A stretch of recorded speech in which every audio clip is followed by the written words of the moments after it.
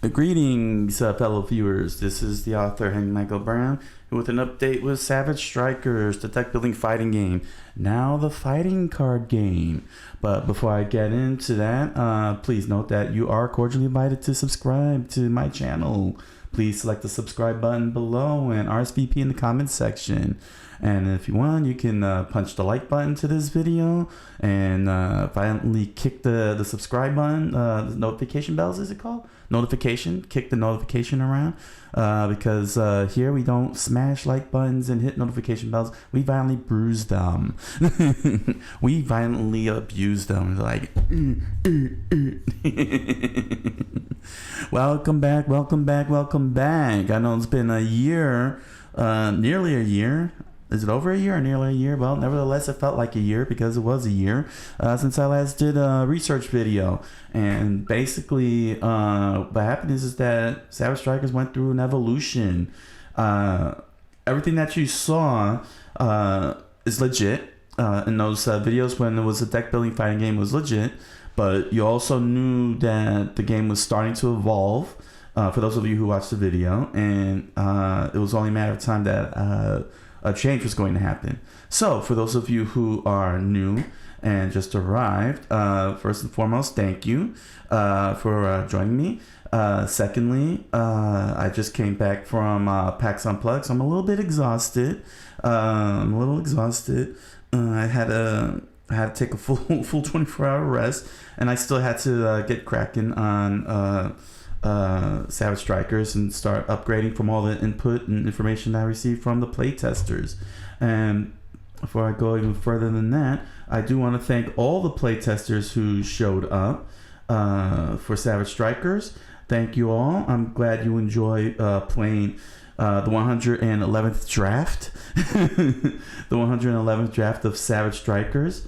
And it was thanks to all this input that Saturday and Sunday that the 112th draft is underway, and it's smooth, and it's moving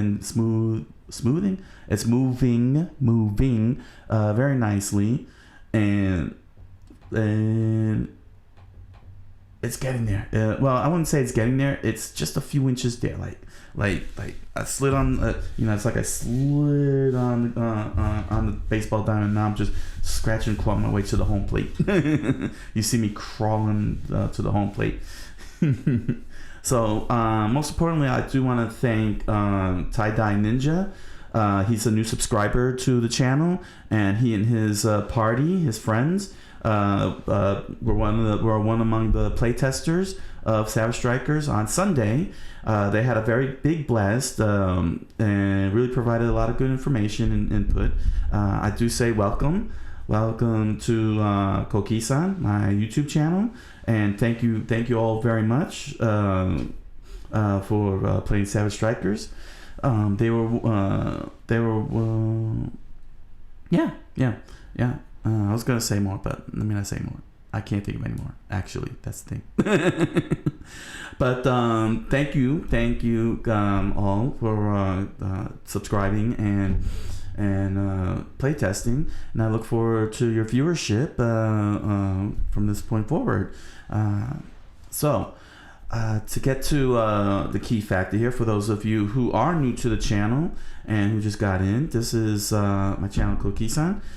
Basically, I deal with primarily my brand IPs, and I've been using them for various types of shows.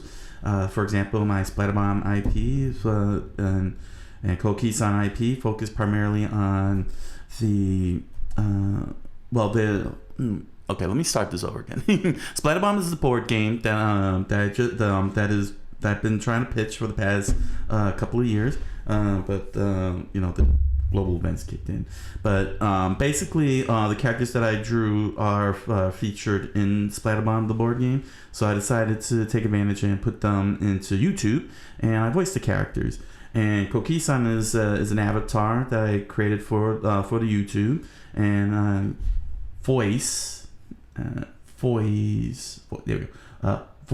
that character. And I came up with the concept of red tie, which is an acronym that he wears. It's like an AI voice modulation to justify me making voices. But let me not get ahead of myself. Savage Strikers is another one of my games, my tabletop games that I created alongside Splatterbomb. And this one originally was a deck building game a deck building game. What deck building games are, just to help you all out, basically what it is think of Magic the Gathering, and you know how you trading card games, you would build a deck and then you would take your deck and you play your opponent ahead of time. Well, imagine doing that as the game. That is the game. You're building a Magic the Gathering deck and using it to battle your opponent. So what it is that you either have a tableau of 12 piles in the case of Dominion, or you have a deck that lays out a row of cards like in Ascension and Star Realms, and you use a pack of 10 cards, a deck of 10 cards. That's your default, your starting deck, and you use the resources to buy those cards, and you build it up and use it to fight your opponent with, so to speak, or outwit your opponent, or and so on. And Savage Strikers was that. This was due to input and criticisms that I saw levied against fighting games over at Board Game Geek, most particularly the rock paper scissors mechanism, and so I wanted to separate myself from that. And deck building games allowed the decks to be very small to deal with the probability of statistics compared to Universal Fighting System and Combo Fighter and other games like that, which uses thick 50 to 60 cards to be able to play with. But the problem was that I saw the potential in Savage Strikers. It was very as a deck building game. It was very fun with many play testers throughout the years and with publishers that I pitched to. But I felt like there was a hidden potential in there, and that it wasn't so much I was missing something. It's like I knew it could be better. So I decided to dig even more deeper to try and really figure out, the criticisms that were levied against fighting games. What are the perceived issues, and so on. Like, what was it that's creating this thinking? And I went to, and what happened was that I was watching YouTube videos over at the FGC place and Nisatsu, Evolution, other fighting game tournaments and so on, and just really focused and zeroed in on the combat and everything, and pretty much figured out something. I don't want to get too over myself here. That's the best way I could describe it. Basically, the rock paper scissors mechanisms are there when you watch fighting games, but the one key element that was missed was the movement, which is why the move cards exist. The best way I can explain that, and that's the same explanation I gave in my research videos, I'm going to give it here. In Misatsu, I watched Nauman take on this player named Nauman. I forgot who he took on, but Nauman played Sakura, and his opponent played, I think it was one of the Shoto fighters. I think it was Oni in Street Fighter 5. Was it Oni? No, it's not Oni. Evil Ryu. It was Evil Ryu. No. Blast it. It's not called Evil Ryu. I forgot his name. Kage. That's it. It was Kage. Sorry about that. When you have like 1,000 different Ryus, you can't keep track of all of them. But Nauman and his chosen fighter Sakura took on his opponent that was playing Kage. And what I noticed was that Nauman had his opponent in the corner. And one of the things that he did, now normally with rock paper scissors in fighting games, it's throw beats block. Block beats attack, and attack beats throw. That's the rock paper scissors, and that was what most fighting card games was implementing, which was what levied some of the criticisms. And what I noticed was that the thing that wasn't being expressed or trying to be expressed in most other fighting games was the movement. But at first that's what I perceived it.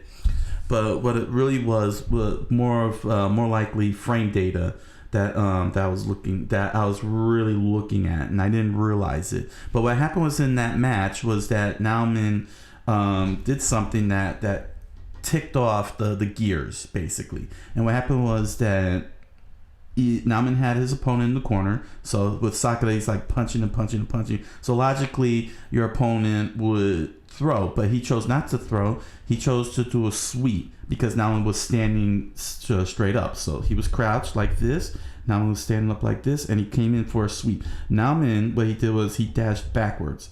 He dashed backwards, and the kick whiffed. He whiffed, and in that brief moment of animation, while it was still whiffed, Namen dashed in and punished him. So when I saw that, I realized that was the missing element in fighting card games, and that was that movement. But that's what I thought at first. And I leaned into it in Savage in the deck building format. But then I came to realize that was not what I was really looking at. What I was really looking at was the frame data, because the frame of the kick, while even though it whiffed, the animation was still going and still gave Namen time to dash in to punish Kage. So I started doing lots of research on frames, frame animations, frame data, how to read frames, and so on. And I leaned that into what was originally called the combo arrows. As you can see, those blue and red arrows on my character, which is Freddie G. I'm using Ralph as a proxy, just so you know. He's just a proxy art. He's stand-in for Freddie G. But those arrows that you see there, they're the source, basically the spine of Savage Strikers, and I was leaning into it. And what happened is that I figured out that what I was really reading was not the movement as in the movement cards, but I was really looking at the frames. So I renamed this the frame arrows, and I leaned hard into it and treated it like frame data, so to speak. And with that allowed me to do rock paper scissors in a whole different way with the help of the frame arrows, and created a very simplified hierarchical system, and to be able to make that work in a sense. So it's kind of like you start off with the rock paper scissors, which is right up here. Well, it's a little bit more elaborate rock paper scissors. It's not just standard rock paper scissors here, but that's something I'll explain next year when I move into my new office. So here, after this, the first tie break would be the frame arrows, and then there will be a second tiebreaker. The second tiebreaker basically ends the tiebreakers. The odds, let me put it like this: the odds of a virtual tie, and what I mean by virtual tie, I mean like nothing really happens between both players, resulting in no action taking, and you'd have to restart the whole thing all over again with no action happening, is astronomical. It's kind of like let me put it like this: only one time in the playtest did the cards go into a virtual tie on the outset. Like I said, I'll have to explain the rules in a future video. Right now, it's not that difficult to explain, but just me verbalizing it, you won't get it. But my point is that the tie-breaking mechanisms that rock paper scissors contributed to, I was able to shrink it down to mere percentage points, decimal points, basically. It's not you have an 80% chance of a virtual tie that could be anticlimactic. It's now like I would say 0.01%. I wouldn't even go there. I'd probably say 0.1%. It's like I won't even you know what I won't even say point. Yeah, I'll just say that it's maybe 5% chance that you would have a virtual tie, and that virtual tie could carry across to leading to no actions taken. But the point is that the tie-breaking mechanisms ensures now that at a high percentage that you could go into doing a combo. Both players can go into a combo before doing a full reset of the entire game. So basically, what happened is that I was able to create the neutral game that you would see in fighting games, aka footsies, and that they could lead into a combo if possible, and yeah, and it could lead into a combo when the opportunity arises. But the tie-breaking mechanisms was one of the big crooks of the fighting card games. So I was able to not so much eliminate it. There was no way I was going to eliminate tie-breaking. It was virtually impossible. Instead, I turned it into a more solid flow that really fits into fighting games. If that makes sense. If that makes sense. So that's essentially what happened. And as a result of this, the rules, the deck building game rules, like the buy phase where you have to buy the cards, well, they were meaty, but they've been rendered into fat. So I had to get rid of the fat. And that meant getting rid of the whole format. So yes, I'm not going to sit here and lie. Having spent over 100 drafts trying to make the deck building game work, I was completely saddened. I'm not gonna lie. I was very sad because it was it was a remarkable achievement that I had accomplished, because a lot of people liked it. They really enjoyed it. Publishers enjoyed it, and so on. It's just business. With publishers, it was just business. Their decisions. Their business decisions. But my point is that giving it up as a deck building game, it's a hard thing when you put so much time and effort. But at the same token, what really was make me enjoy, what I was really enjoying wasn't the heart and soul, was those arrows. Those frame arrows was what I was really enjoying, because ever since I implemented them, I think it was like around the 10th or 11th draft. I can't remember when I started using those arrows, but it was very, very early, like year one. I never dropped those. I never dropped those arrows in any way, shape, or form for over 100 drafts, because that's how much faith I had that they would work. And I figured out how to really make them work the way they do, and that's why I don't feel that sting of giving it up as a deck building game, because this is really what I was trying to accomplish, and that was those frame arrows, to make them the functioning spine of the game. And I'm very happy that they were able to adapt very well into the new format and deliver the same level of fun, if not elevated the level of fun that the deck building game that it had in the old deck building format. So the question is, what has changed? So the rule book, I'm going to do a demonstration video next year. I'm going to do a demonstration video next year because, like I said, I am moving into a new office, and this is all going down. All this is going down, and I don't have much time. So I was hoping that I could have done so, but unfortunately, time constraints and priorities. I'm really stretching by doing this. But what I wanted to show you is give you an idea of what happened with this combo meter. This is called the combo meter, which has the frame arrows, the damage, and the resource, where you could either draw a card or gain a meter, where you could do EX. Like, see these Fury cards that are marked in blue? They're your EX cards. Or your installs, think V-Trigger in Street Fighter V, which is what I did with move cards or specialized attacks. They're called frenzies, as well as your ultra combo or super combo, or I call it the Savage, the Savage card, where you do your ultimate move of ultimate destiny. So I had to figure this out for the user interface, because I have the tokens, meter tokens. I made them look like an actual meter that you would see in fighting games, and I couldn't figure out where to place them in terms of graphic design. So this was one of the ways I did it. So this whole entire combo meter evolved into I think we'll zoom in down to the bottom quickly. Here we go. It'll take a little while. Sorry about that. There we go. I am ass mirroring here. How y'all like my voice as this whole loads up? I know people say ASMR, but to me it spells out ass me or so.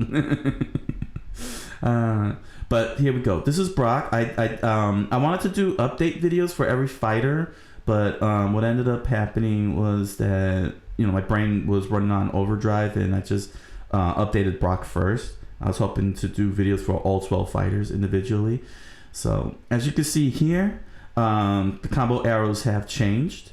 Let me zoom in a bit for you. Let me zoom this in. All right, let me zoom this up so you can see what I'm talking about a little more clearer. So in terms of you can't see that. Oh, there, you probably saw that. That's right. That was the game design manual. You saw that, the list of abilities. I tweaked up the abilities, but basically what I did is I got rid of the blue arrows that you saw on Freddy G, one of my fighters. This is Brock, one of the fighters that I was demonstrating throughout the author videos. And what I did was I created the meter gauge, or the combo gauge, the kind you see in Street Fighter and many fighting games where you build up meter and you fill it up. And so I was able to make this work and get it in here. And here are the frame arrows, of course, which dictates how your fighter executes their combos and such. And of course the damage and what will be your resource, which is what the great, here we go, right up here, bam, bam. So yeah, basically in order to play, you'd have to build up meter. To play, like, say, Spine Snapper, you need 6 tokens. I cut them in halves so they can emulate filling up a meter like you would in fighting games. So this is level 1, this is level 2, this is level 3 kind of thing. But many fighting game players will recognize that. And you get half a token, which is what this square here represents, where you gain your resource. I'm sorry about that. That popped up on the screen. This square here, which I got sort of highlighted, you get half a token, half a meter token, and we get 2 meter tokens. Basically it fills up one meter on here. So that's what I did with the user interface, and it took me a good 2 hours to try and squish all that in there while making sure that the arrows are as visible as possible.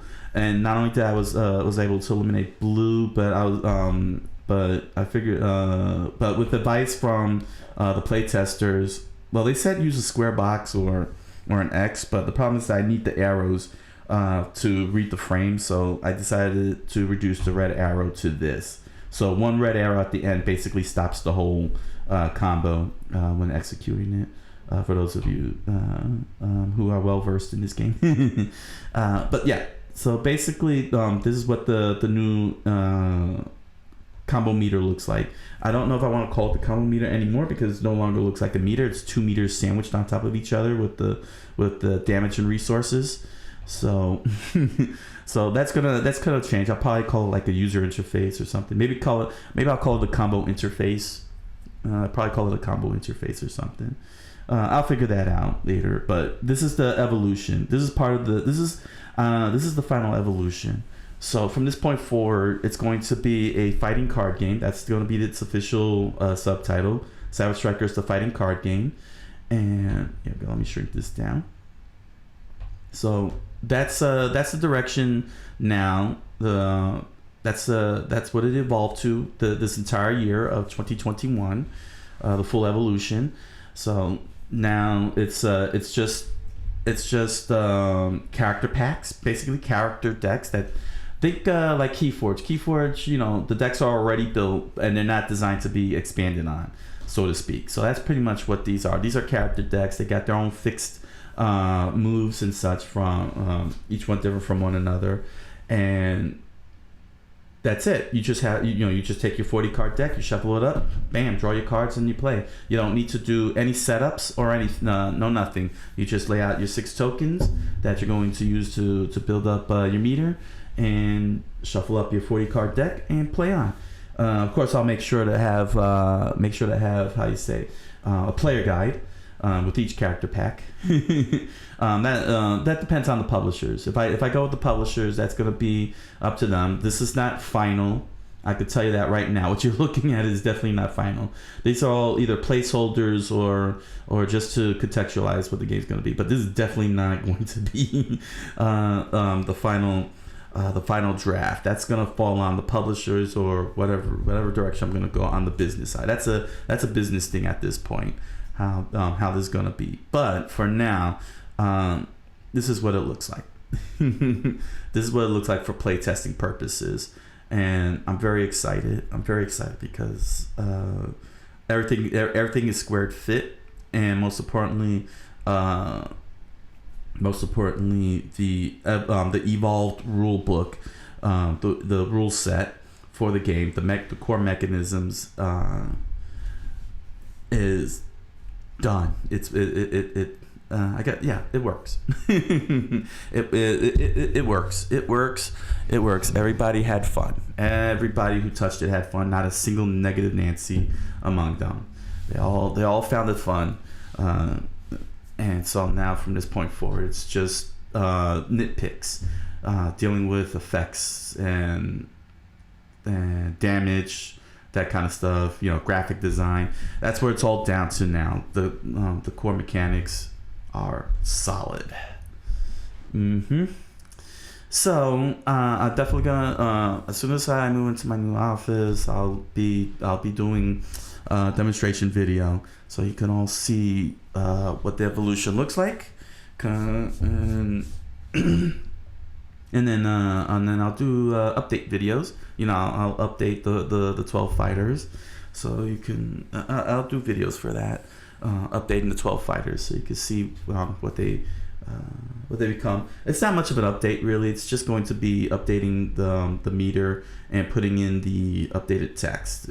So for example, like I updated Rushdown. That is the one thing I do want to let y'all know that y'all will like. For those of you who are fighting game fans, if let me enlarge this. If you've probably noticed if you were reading the cards.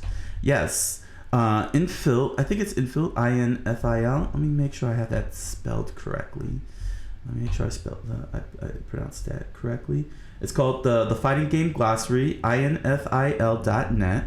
To close this out, basically it's the ultimate. Oh no, that's fine. I want you all to see that. Basically, it's the ultimate. Oh, you can't even see that. Sorry.